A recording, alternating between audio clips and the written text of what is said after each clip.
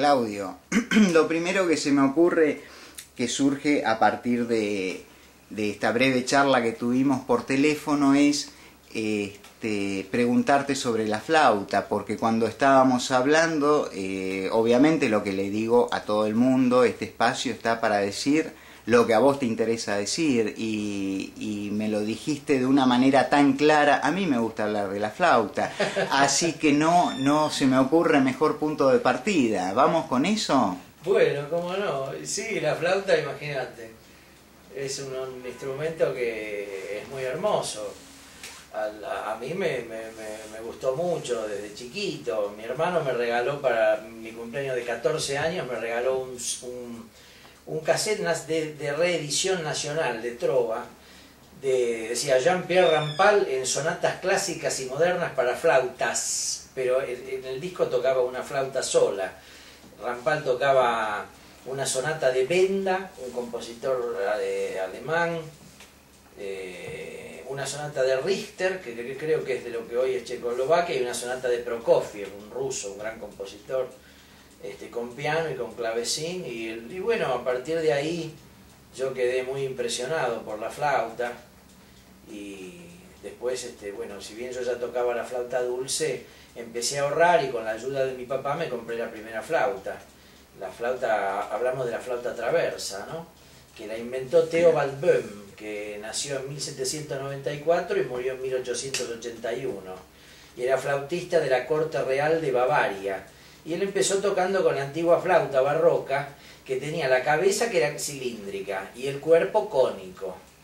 Y eso fue un gran avance con respecto a la flauta todavía más antigua, que era toda cilíndrica, porque al cavar el cuerpo cónico, eso permitió acercar los agujeros, de manera que las manos estaban más cómodas para tocar, y eso permitió que la flauta se tocara mejor. Pero Böhm después rediseñó todo el tubo, entonces volvió a cavar el tubo cilíndrico, y para la cabeza, en muchos años de estudio, encontró que una disminución de 1/10 del diámetro, con una inclinación curva, parecida a la parábola, por eso se llama paraboloide o parabólica, no es una parábola, pero es una línea curva, ese descenso de 1/10 del diámetro permitía que afinara bien el cilindro, con los agujeros de un tamaño relacionado con el diámetro del tubo, que era de 19 milímetros, o sea, de un tamaño lo suficientemente grande como para que dé casi el mismo volumen que el que tiene el sikus argentino, que tiene cada una de las cañas cortada del tamaño que es. Lo que ocurre es que en la flauta, la masa de aire que queda después del agujero que sería el que determina desde la boca al agujero el largo de la caña del sikus, en la flauta es hasta el agujero, el largo, la masa de aire que queda después hasta el fin del tubo opera un efecto de descenso, por lo cual Böhm tuvo muchos años de trabajo, porque todos los agujeros de la flauta están cavados desde 0,5 a 1,2 centímetros, o sea, más arriba de lo que sería el punto acústicamente correcto si se serruchara del todo, como queda el resto del cuerpo. O sea, es un instrumento muy complicado. Y después de mucho, él había trabajado también para en la cabeza poner un fin móvil.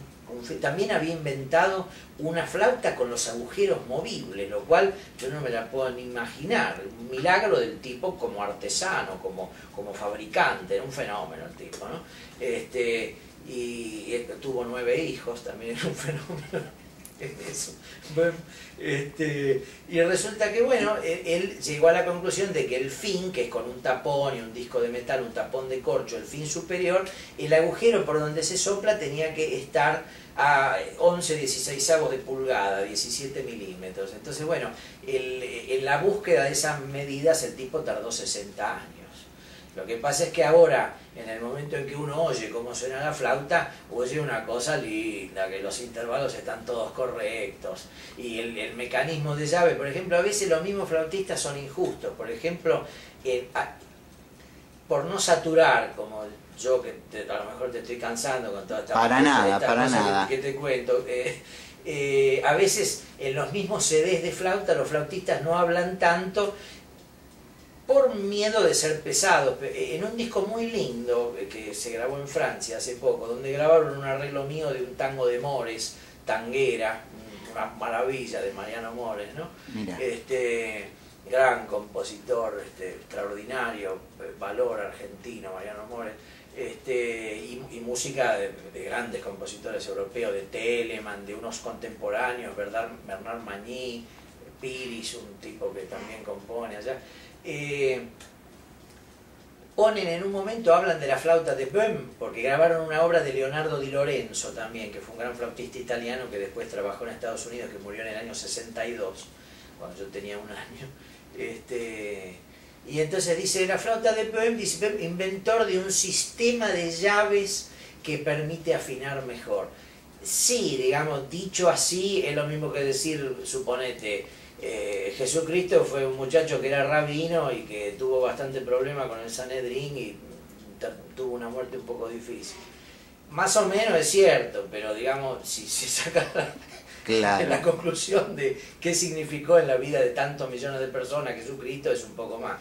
Bueno, Böhm inventó después el sistema de llaves de manera que en la flauta, para subir un tono, se abren dos soberanos boquetes así de grandes, casi grandes como el cilindro del tubo, de un poco menos de 17 milímetros. De manera que a veces los dedos van de a uno en algunos tonos, en otros van también de a dos, pero la flauta está abriendo para de do a re, que por ejemplo en el piano uno ve que es de una tecla a otra. En la flauta a veces el flautista también levanta un dedo, pero las llaves abren dos agujeros juntos.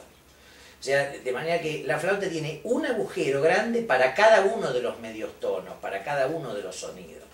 Entonces eso es lo que hace que también incluso nosotros cuando damos clases los alumnos sean un poco reacios a hacer, dice, el tipo para qué jode, si con este dedo puesto el mi bemol suena lo mismo, pero hay que abrirlo porque hay razones acústicas para abrirlo.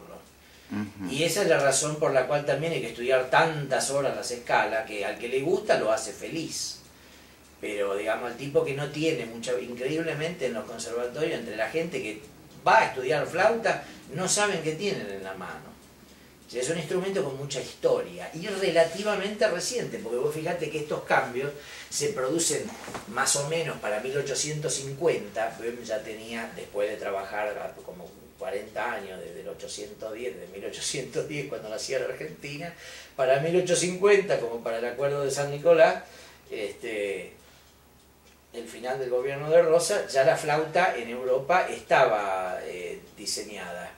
Y había costado mucho trabajo a él, con decirte que las primeras exposiciones que hizo él de su instrumento, los primeros que le dieron bola fueron ingenieros, en una sociedad de ingenieros.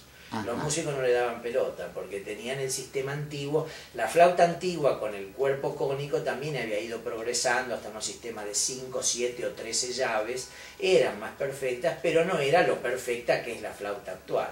Ahora, que sea perfecta no significa que sea fácil de tocar. Lo que significa que es una cosa muy linda a la cual vale la pena entregarle la vida y cuando uno la oye bien tocada, la flauta es divina. Esa es mi opinión.